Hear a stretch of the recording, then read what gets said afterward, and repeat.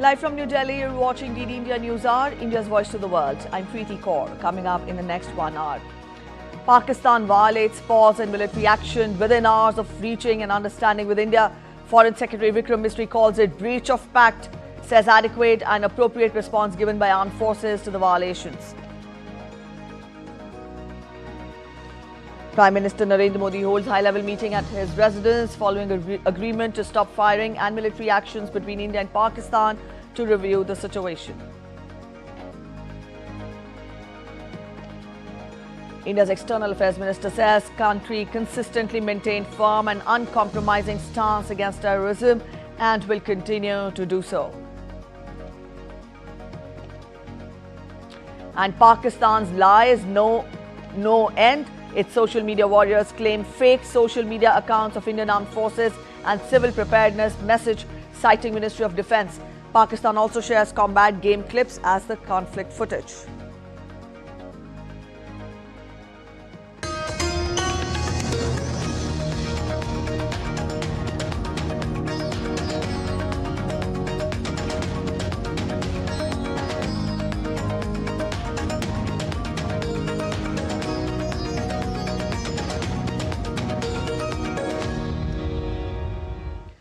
On Saturday night, just hours after an understanding on stoppage of firing was announced, Foreign Secretary Vikram Misri said that there have been repeated violations of the understanding. Briefing reporters in New Delhi, the Foreign Secretary said that armed forces are giving an adequate and appropriate response to these violations, and New Delhi takes a very serious note of these violations. भारतीय सेना जवाबी कार्रवाई कर रही है और इस सीमा अतिक्रमण से निपट रही है। ये अतिक्रमण अत्यंत ही निंदनीय है और पाकिस्तान इनके लिए जिम्मेदार है। हमारा मानना है कि पाकिस्तान इस स्थिति को ठीक से समझे और इस अतिक्रमण को रोकने के लिए तुरंत उचित कार्रवाई करे। सेना ने इस स्थिति पर कड़ी नज़र रखी हुई है और उसे किसी भी अतिक्रमण से निपटने के लिए ठोस और सख्त कदम उठाने के लिए आदेश दे दिए गए। Good evening. For the last few hours, there have been repeated violations of the understanding arrived at earlier this evening between the Directors General of Military Operations of India and Pakistan.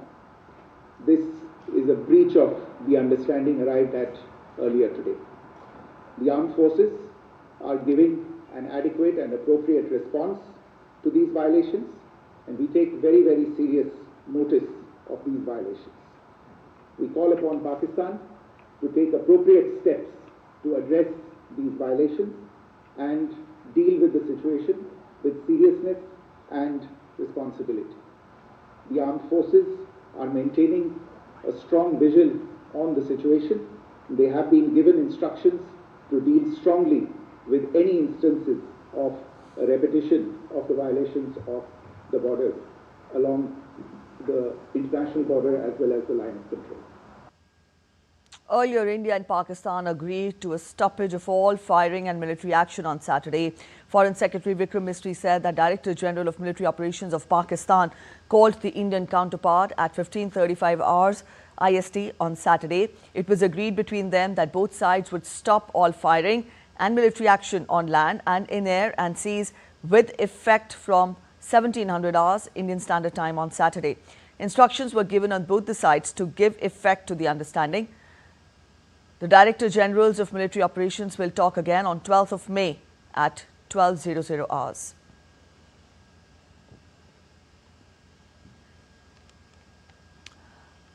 Following the announcement, External Affairs Minister Dr. S. Jaishankar wrote on X, and I quote him, "India and Pakistan have worked out an understanding on stoppage of firing and military action.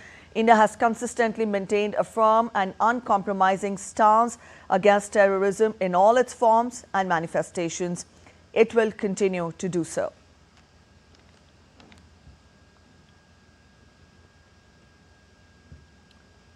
All right, Akshay Dongre is joining us from Delhi and Vishal Baristo is joining us from Srinagar to get us more. Now, Akshay, we've seen that Pakistan has violated the pause in military action within hours of reaching an understanding with India. How do what more do we understand from this duplicity? Well, it's very plain and simple. Whatever understanding and agreement that was made yesterday between the two sides, between India and Pakistan, was blatantly violated.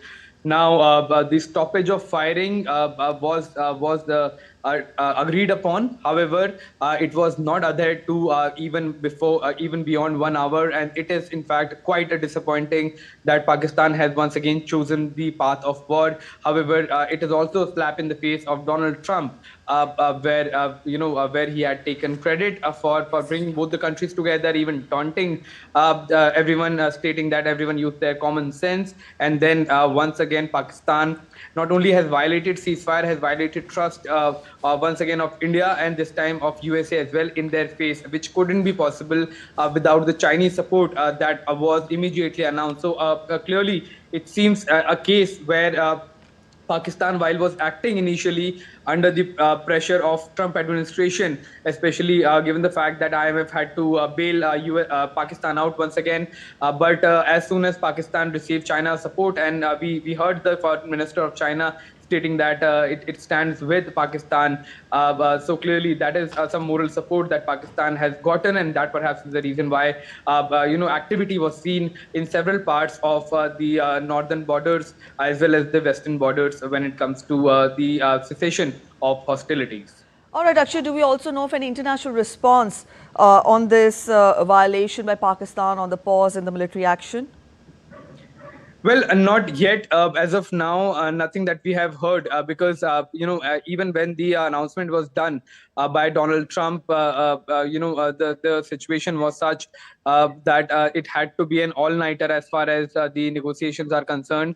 But we are monitoring. Everyone is monitoring the situation, especially given the fact that things have been made so confusing by the Pakistani side. Shehbaz Sharif yesterday held a press conference at about 11:45 Indian Standard Time, which means around midnight.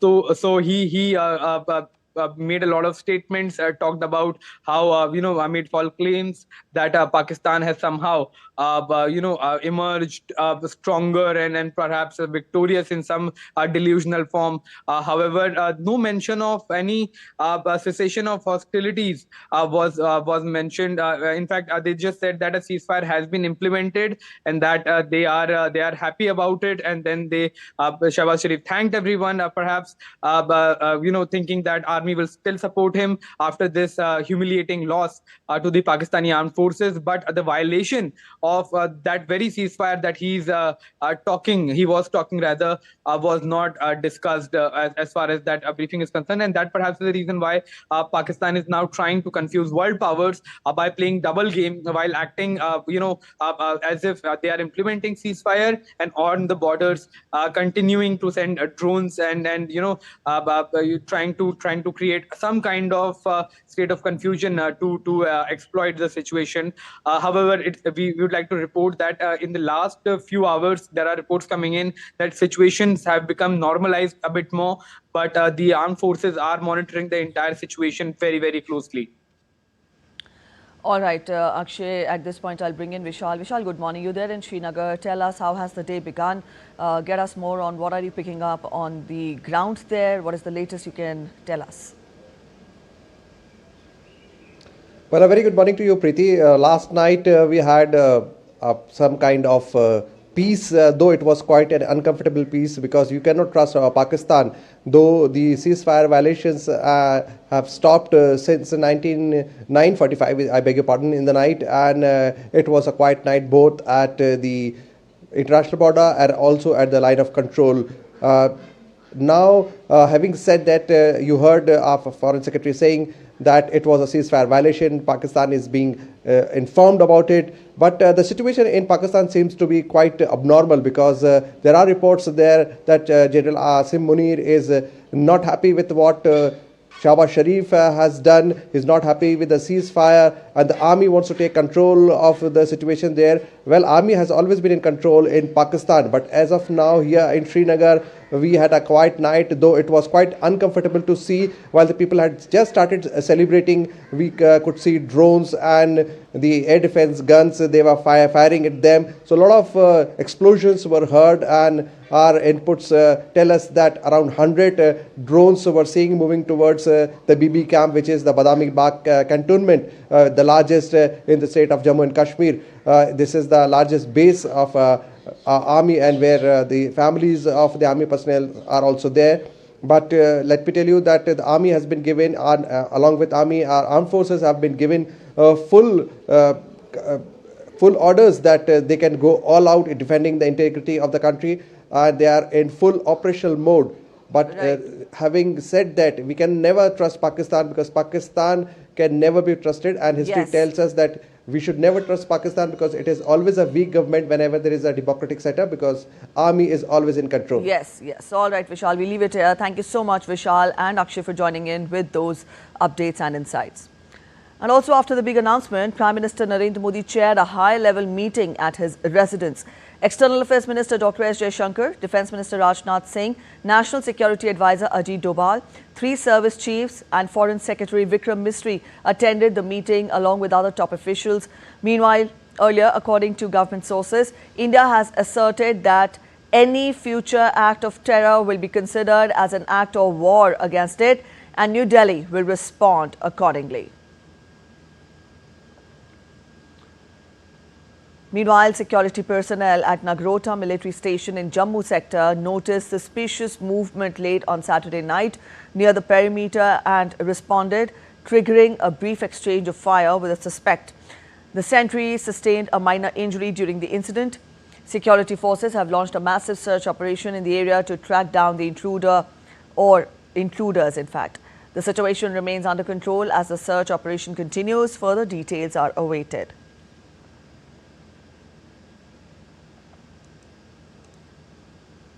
Director General of the Border Security Force and all ranks on Sunday paid tribute to BSF Sub-Inspector Mohammed Imtiaz after he lost his life during cross-border firing by Pakistan along the international boundary in the RS Pura area of Jammu. Taking to X, BSF said, and I quote, "DG, BSF and all ranks salute the supreme sacrifice made by BSF Sub-Inspector Mohammed Imtiaz in service to the nation on 10th of May during cross-border firing by Pakistan along the international boundary in RS Pura area, Jammu. Prahari Parivar stands firm with the bereaved family in this trying time." Earlier, the BSF also informed that a wreath-laying ceremony with full honours will be held on May 11th at Frontier Headquarters, Jammu, Palora. You're watching DD India News Hour. We're heading for a short break, but after the break, Home Secretary holds video conference with Chief Secretaries of all states bordering Pakistan to take stock of the civil defence preparations.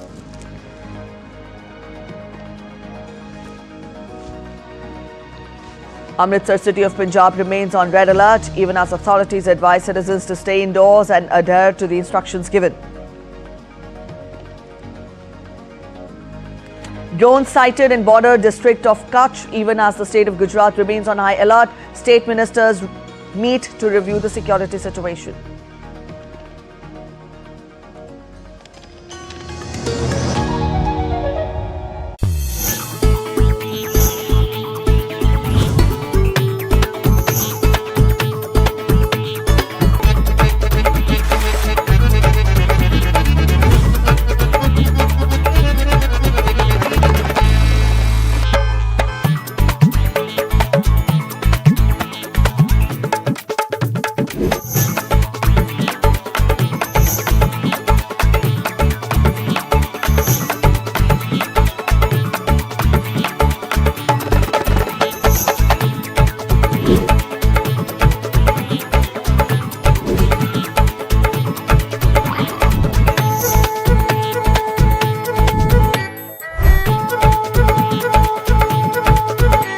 Welcome to Jaipur.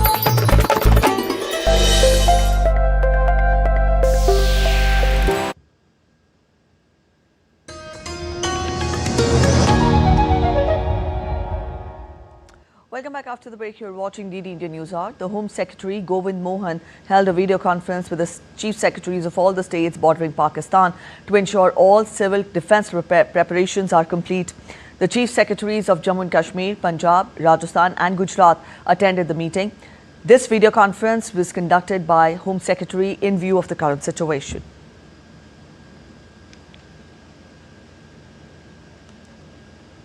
The border state of Punjab remains on red alert, ensuring abundant caution. Amritsar Deputy Commissioner implemented the blackout as a precautionary measure last night. She urged everyone to stay indoors, away from windows and remain calm. Earlier, she withdrew all restrictive orders imposed within the district except the restriction on civilian drone flying. Normal work may resume as usual. Meanwhile, authorities are repeatedly asking citizens to refrain from spreading or believing in unverified rumors, and also said that for accurate and official updates, always rely on trusted government sources.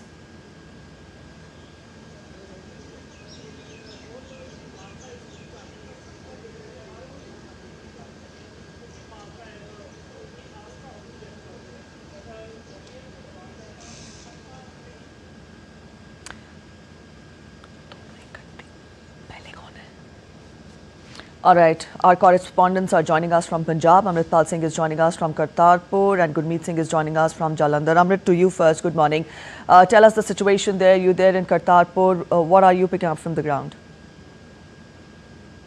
Well, the situation is that there were no violations of the understanding achieved between the two DGMOs, at least in Punjab. There were some violations in Jammu and Kashmir, especially in Udhampur and Jammu, and also in Srinagar, some kind of blasts were heard. But in Punjab, there has been no air intrusion or, no breach of the understanding achieved between the two DGMOs. After the firing stopped and the military action stopped at 5 p.m. Last evening. So all is quiet, but as you said, that the bordering districts of Punjab are on red alert. They are taking abundant caution. My colleague Gurmeet will tell you the situation in Amritsar because he's stationed there. But the other bordering districts like Firozpur, Taran Taran, these districts were Pathankot. These districts experienced limited blackouts last night as abundant caution, and the state remains on high alert. The forces are taking no chances. They are not stepping down the deployment, as the Foreign Secretary said that he had asked Pakistan to respect the understanding and not engage in violations. If at all any violations take place, there will be a befitting reply by the armed forces. So armed forces are keeping up the vigil. The civil administration, especially on the bordering districts of Punjab, are on a very high alert. Preeti? All right, in Jammu and Kashmir, the violation of the understanding was witnessed. Amrit, as a journalist, how do you understand the current situation? What do you make of this duplicity of Pakistan? Added to that, Pakistan is also resorting to false propaganda, aiming to instill hatred in the communities here in India. How do you evaluate the current situation and the games Pakistan is playing? Well, the current situation remains critical. It remains precarious. That is why, after the DGMO spoke in the afternoon yesterday at 1:35, when the Pakistani DGMO called up the Indian DGMO, Indians were skeptical. And then you saw the statements coming out of, the Indian establishment saying that any act of terror will be treated as an act of war. Basically, the signaling is very clear to Pakistan that whether it is your military or it is your proxies operating from your soil, if India is hit, India will respond back appropriately. Otherwise, India does not wish to put it on an escalatory ladder. Then we saw the violations later in the night in Udhampur, in the Jammu sector, and in Srinagar in Kashmir. They were responded to and neutralized by the Indian Army. So it's really a wait and watch situation. The DGMOs have to speak tomorrow at 12 noon. The Indians are waiting and watching how the situation develops. So the situation is really critical. It's a wait. One would have to wait with bated breath to see how Pakistani state, the military basically, and their non-state actors respond. The NSA, Ajit Doval, spoke with Wang Yi of China, the foreign minister of China, late last night, and the China has also, thrown their weight behind India, saying that we express our sympathies for the Pahalgam attack, and terrorism in no form is acceptable. Clearly, the Chinese friends of Pakistan would be telling Pakistan, but as you say, Pakistan continues to engage in propaganda. Their Prime Minister Shahbaz Sharif has claimed victory. But that really doesn't affect India, because that may be for their domestic consumption. If they want to fool their own people, it's up to them. Till the time they do not harm Indian interests, its sovereignty and its territorial integrity. That's our concern. So it's really a wait-and-watch situation, Preeti. All right, Amrit. From here, I'll bring in Gurmeet. Gurmeet is in Jalandhar. Good morning, Gurmeet. Tell us about the previous night, because we've told our viewers that blackout instructions were given, and also, Punjab is under, Amritsar city is under red alert, and also precautionary instructions have been given all across Punjab. How has the day begun today? Preeti, after the inputs of violation of the understanding between two DGMOs of the two countries, as a precautionary measure, there was blackout in almost 15 districts of Punjab yesterday night, and it remained till morning in Amritsar by 5:30 in the morning. But if we talk about other districts, then the blackout remained for 2, 3 or 4 hours. So it was a precautionary measure, and if I specifically talk about Amritsar, then the administration has put an advisory to the people that they should stay indoors and they should not plan travel today. However, the situation is quite normal, but as a precautionary measure it is being done, and at this time Amritsar is on high alert, and all the border areas are also on the red alert, and the administration has told people that there is no need to panic and they should rely only on the official information that they are getting. But otherwise, if they are getting anything on social media, the misinformation and the unverified information should not be trusted upon. So right now I would like to show you the visuals here of the Amritsar, this is the road which connects Delhi to the Atari border, and you can see situation is quite normal over here. People are following their daily schedule that they were earlier in any case were following. So people are not afraid of anything, and the situation is quite normal at this point in time. All right. Thank you so much, Gurmeet and Amrit, for joining us from Punjab and getting us the current updates. Thank you for joining in.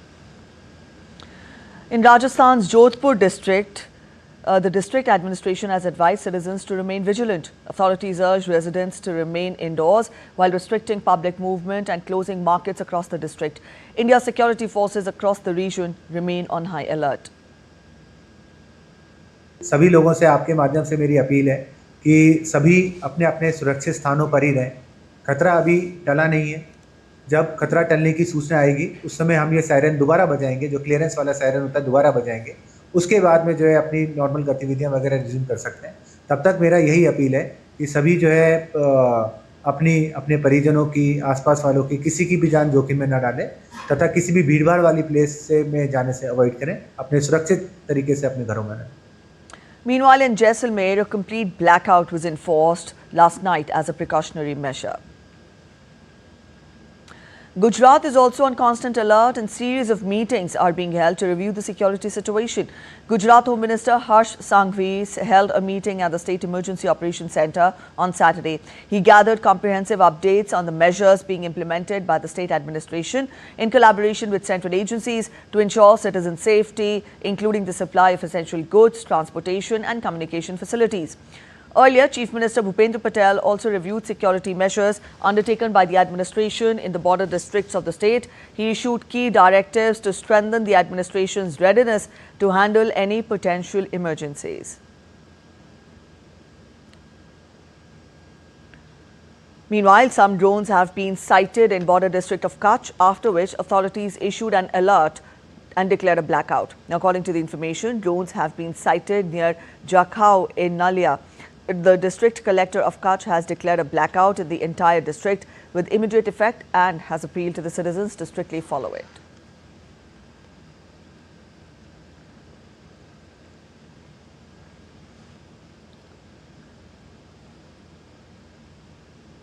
And moving on to Delhi, where amid the ongoing regional tensions, Delhi International Airport Limited has assured travellers, in fact, that all operations at Indira Gandhi International Airport are currently proceeding smoothly and without disruption. The airport remains fully functional and efforts are ongoing to ensure safety and convenience of all passengers. However, in light of evolving airspace dynamics and heightened security protocols mandated by the Bureau of Civil Aviation Security, there may be adjustments to flight schedules and longer wait times at security checkpoints.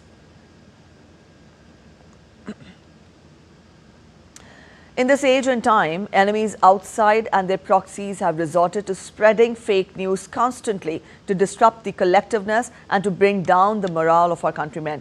Ministry of Information and Broadcasting has been continuously posting, refuting them, aiming to crush the fake news that is being disseminated. The Press Information Bureau took to social media platform X to debunk Colonel Sophia Qureshi and Commander Vyomika Singh's fake social media accounts. The Press Information Bureau's fact-checking unit has clarified that neither Wing Commander Vyomika Singh nor Colonel Sophia Qureshi is present on X. A message circulating on WhatsApp suggesting that the Ministry of Defence has issued civil preparedness instructions due to India-Pakistan situation has been declared fake. The government has not released any such directive. The Ministry of Defence has encouraged the public to follow its official WhatsApp channel to stay informed and avoid falling for misinformation. The PIB has also clarified that several combat video game clips are falsely being shared as actual footage of a recent India-Pakistan conflict. It has also urged people not to be misled by such propagandist content.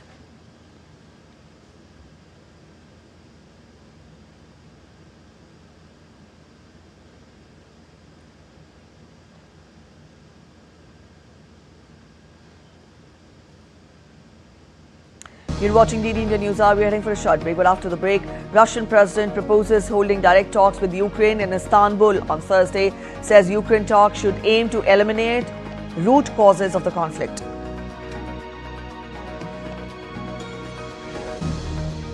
United States of America and Iran will hold another round of nuclear talks on Sunday in Oman ahead of President Trump's visit to Gulf nations.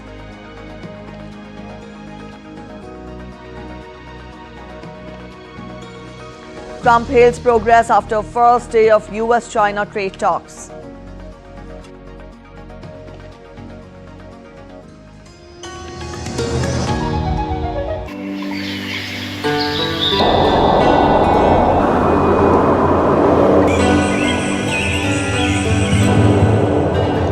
Sikkim is not a destination, it's a journey.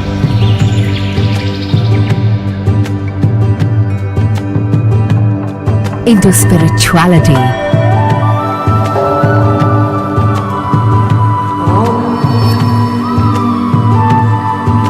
into untouched nature,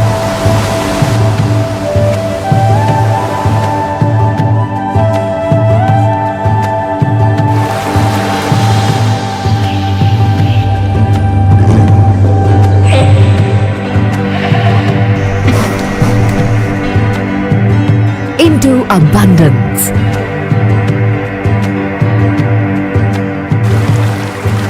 A lesson in compassion,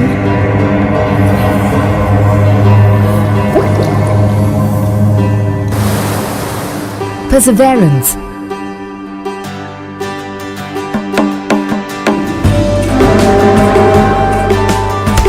harmony,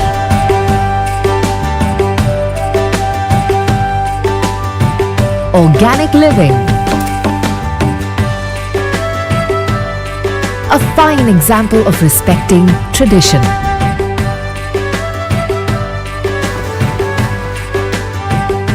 While embracing modernity.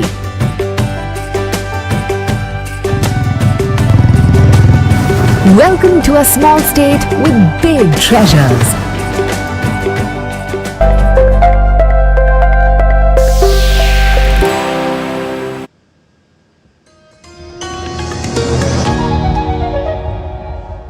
Welcome back after the break. You're watching DD India News Hour. A quick relook at the top stories now.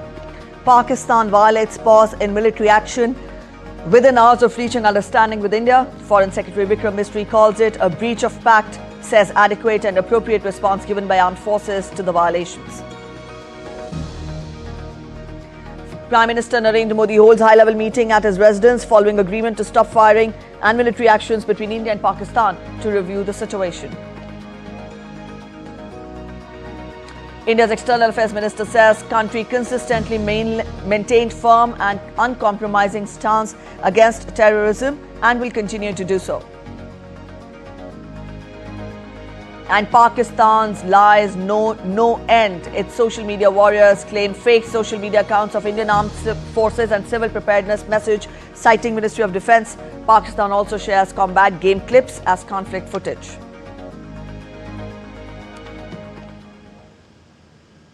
Russian President Vladimir Putin on Sunday proposed holding direct talks with Ukraine in Istanbul on May 15th. Putin said Russia was proposing direct talks with Ukraine in Istanbul in an attempt to eliminate the root cause of the conflict and to achieve the restoration of a long-term, lasting peace rather than simply a pause for rearmament. The Russian president said that he would speak to Turkish President Recep Tayyip Erdogan later on Sunday to discuss the details. Putin's proposal comes hours after European leaders, including UK Prime Minister Keir Starmer and French President Emmanuel Macron, visited Ukraine and urged Russia to agree to an unconditional 30-day ceasefire.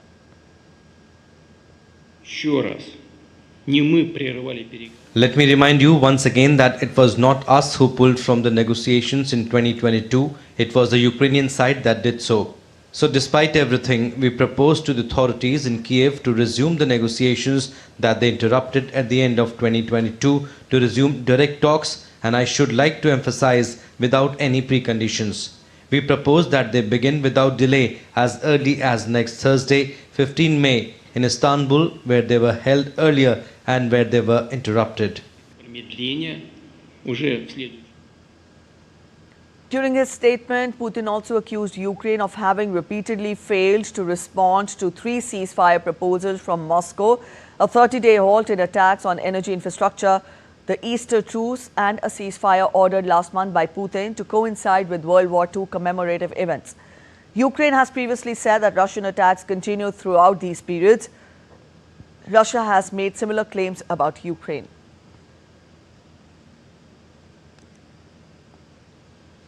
Britain's Prime Minister Keir Starmer on Saturday reaffirmed his commitment to a 30-day ceasefire in Ukraine following a meeting of European allies in Kyiv. Following a high-level summit with European leaders in Kyiv aimed at exploring new pathways towards peace and stability in the conflict-torn region. Speaking alongside Ukrainian President Volodymyr Zelensky, Starmer emphasized on the urgent need to de-escalate hostilities, protect civilian lives, and create a diplomatic window to address the humanitarian crisis unfolding in Ukraine. Zelensky welcomed the support but reiterated that any ceasefire must be just and meaningful, not merely a pause that enables Russia to regroup.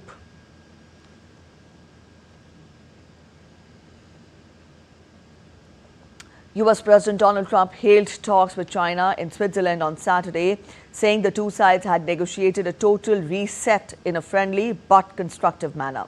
Though he did not elaborate on the progress, earlier top US and Chinese officials wrapped up the first day of talks in Geneva aimed at diffusing a trade war that threatens to hammer the global economy and planned to resume negotiations on Sunday. Neither side made any statements afterwards about the substance of the discussions, nor signaled any specific progress towards reducing crushing tariffs as meetings at the residence of Switzerland's ambassador to the UN.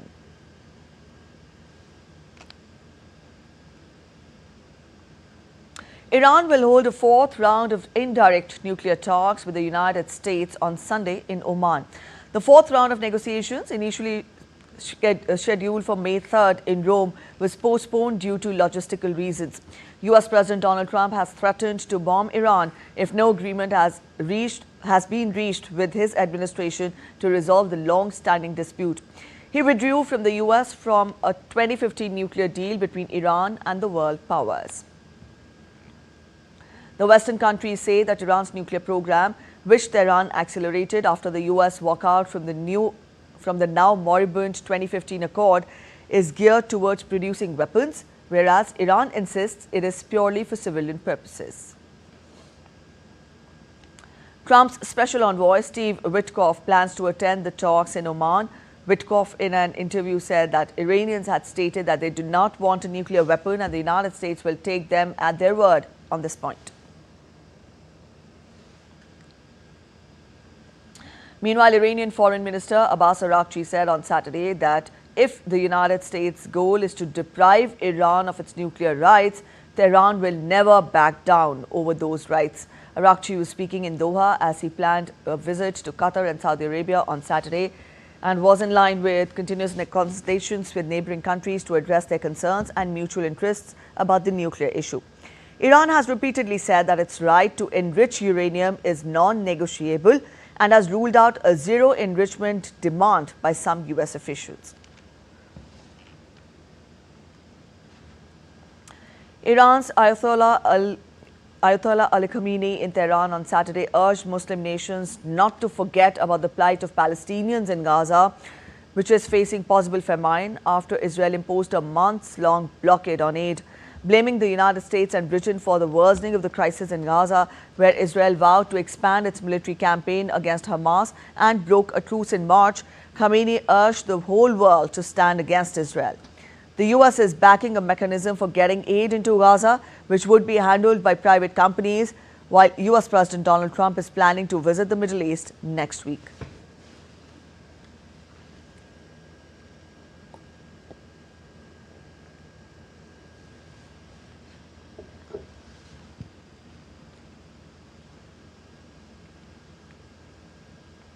South Korea's conservatives made another about-face on Saturday and reinstated their nominee Kim Moon-soo. Divided People's Power Party earlier dropped him and then reinstated as they struggle for unity to challenge the liberal frontrunners in the snap June 3rd presidential vote. The decision, which was made after polling party members got confused over whether to replace him with former Prime Minister Han Duck-soo. Now, the party has promised to seek unity and build a big tent coalition to take on Liberal Democratic Party's candidate Lee Jae-myung when campaigning officially begins on Monday. Lee has been a clear frontrunner to replace Conservative former President Yoon Suk-yeol, who was removed from office in April for violating his duties when he declared a short-lived martial law in December.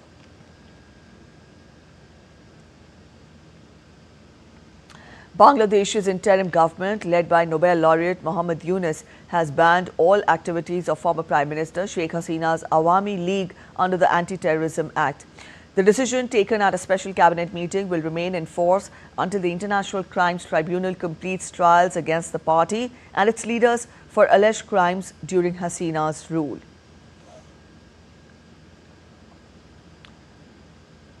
Ecuador's President Daniel Noboa declared 3 days of national mourning after 11 soldiers were killed in an ambush by suspected FARC guerrillas near the Colombian border. Around 80 soldiers were carrying out an operation to combat illegal mining in the Ecuadorian Amazon when they were attacked by the guerrillas, leaving 11 soldiers and a militant dead, in fact, and 1 soldier wounded. Now, the attack on Friday comes amid a spike in violence in both nations linked to the trafficking of cocaine produced in Colombia and exported through Ecuadorian ports to the United States and Europe.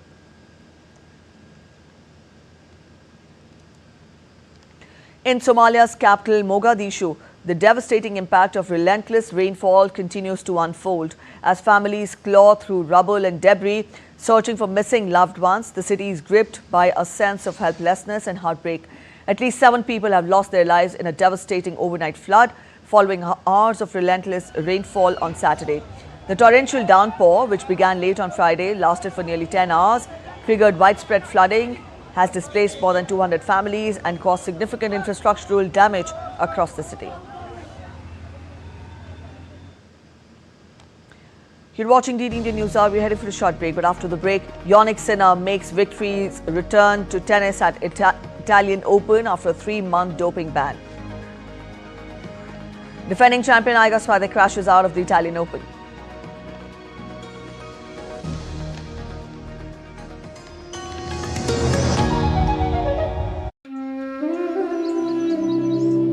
Take a front seat to witness the grandeur that is Odisha.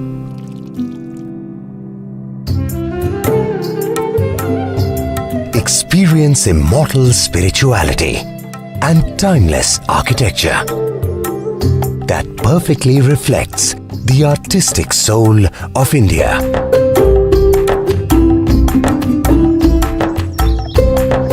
Get swept by its sun-kissed beaches.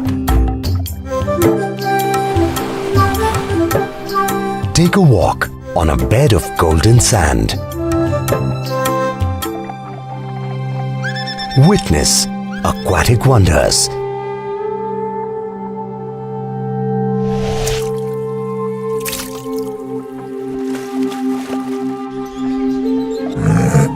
Exotic wildlife.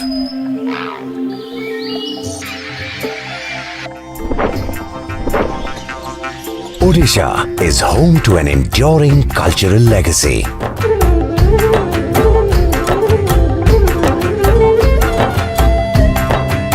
Vibrant and colorful festivals.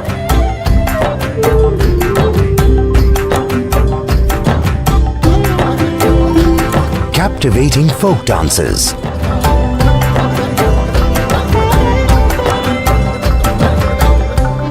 Excellence in arts and crafts. With flourishing eco-tourism.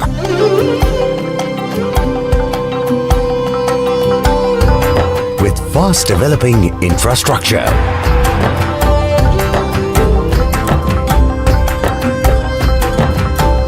Odisha is set for a promising new future. Welcome to India's best kept secret.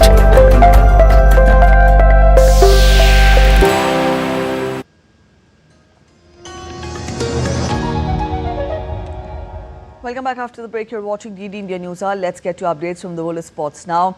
In tennis, Yannick Sinner made victories return to the tennis courts after a 3-month doping ban. He swept aside Mariano Navone in straight sets 6-3, 6-4 at the Italian Open in Rome.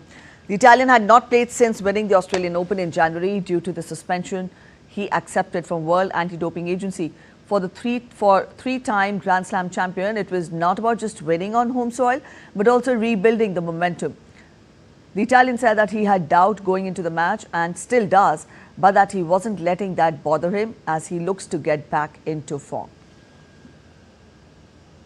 Well, it's for sure on the top spot. No, it has been amazing to go again on court after such a long time, having a great support also in the last days. From the first day when I came here, it has been amazing. So yeah, I was waiting for this moment quite long time.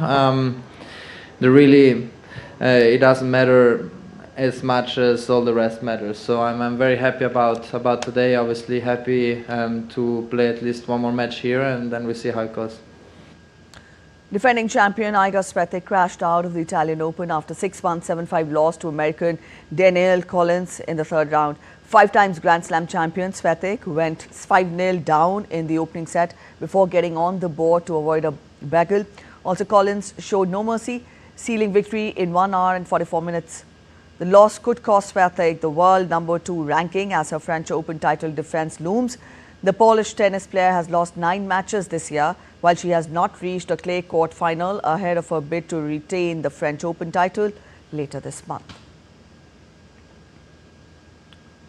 Chelsea completed an unbeaten season in the Women's Super League with a 1-0 win over Liverpool, and Arsenal held on for a 4-3 victory over Manchester United to finish second in the standings. Chelsea, who sealed their 6th consecutive WSL title last month, were unable to break down Liverpool's defence until the 91st minute when Aggie Beaver-Jones scored the winner. 8-time champions Chelsea finished with 19 wins and 3 draws to earn 60 points, which was the highest total in a WSL season. They also become the first team to go unbeaten in a 22-match series. Meanwhile, Arsenal ended the season with 48 points, 4 ahead of the third-placed United.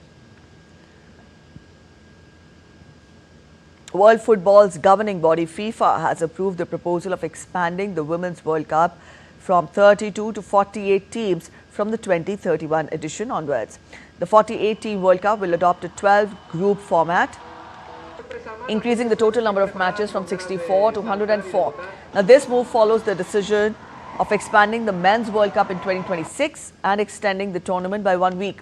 The 2027 Women's World Cup, which was to be held in Brazil, will have 32 teams. Football, the FIFA Council, after having thoroughly analyzed the question, decided today to increase the number of participating teams or participating countries in the FIFA Women's World Cup to 48. As of the edition of the FIFA Women's World Cup 2031, there will be not anymore 32 teams participating, but 48 countries from all over the world. India kicked off their South Asian Football Federation Under-19 Championship title defence in spectacular fashion with a commanding 8-0 victory against Sri Lanka. India secured an easy win in their Group B opener thanks to a superb hat-trick from Danny Mithileshram. Prashan Jaju scored twice, while Mohammad Arbash, Umang Dodum and captain Singamayum Shami scored 1 each. In the other match of the day, Bangladesh held Maldives to a 2-each draw.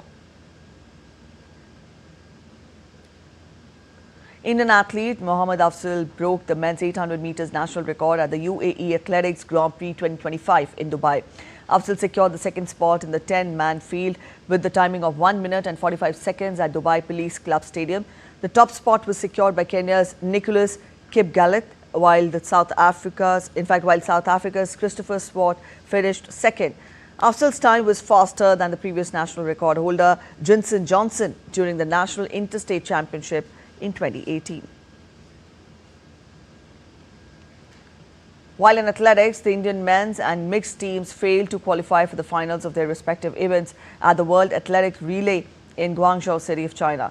The Indian men's and mixed 4x400 meters relay teams finished 5th in their respective heats, missing out on a chance to secure early qualification of the World Athletics Championship set to be held in Tokyo in this September. On the opening day, quotas were on offer to the top 2 teams in every relay event. While the Indian teams missed their first opportunity to qualify, they will have a second shot on Sunday. All non-finalists will compete in additional qualifying heats, with the top 2 from each of the 3 groups securing World Championship berths.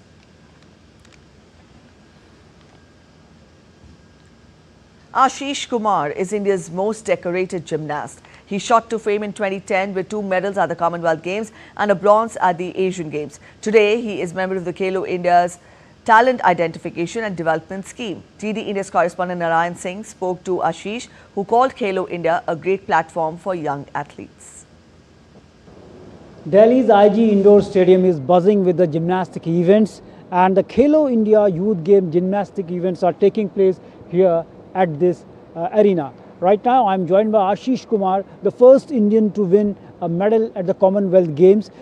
Ashish, a very warm welcome, and the first Indian to win a Commonwealth medal for India in 2021. The games, the event that took place at the same venue. So tell something about that, how the memories are still you are living. Let me tell you, to be very frank, when I know that the Khelo India Youth Game was happened in this hall, I was supposed to be, it was happened in warm-up hall, but when I know that this was happened in the main gym where 2010 Commonwealth Games was happened, it feels great. I just wanted to see how apparatus look like in the gym, and yesterday evening when I came here and when I see the gym, the equipment, it feels me a goosebumps, because I I remember all the feelings from 2010. How you look this event, the Khelo India, how it is helping to develop the young gymnasts of the India? No, definitely. It's like the government giving so much to the young generation. Like when they introduced Khelo India Youth Games, they set up some few things like every player who are in Khelo India scheme, they get a 10,000 stipend every month. And all over India where they have Khelo India Academy, they have to train there free of cost. So I think it was a very great initiative by Sport Authority of India and Ministry of Youth Affairs. This kind of support government gives, and it is very helpful. Definitely the important thing that here Ashish mentioned, that the government with the various scheme is just sharing the financial burdens of the athletes, and that's why they are relaxed, and that's why a great sporting environment is right there in India. With camera person Vimlesh, Narayan Singh, DD India, Delhi. With that, we come to the end of this edition of DD India News Hour. But let us know your thoughts on the news of the day. For those of you on the go, you can get all the latest news and updates from India and across the world on the DD India mobile app. This app is available on both Android and iOS platforms, and you can download the respective QR codes. We'll be back with more news as it breaks here on DD India. I'm Preeti Kaur signing off, and from all of us here in Delhi, thanks for watching DD India News Hour.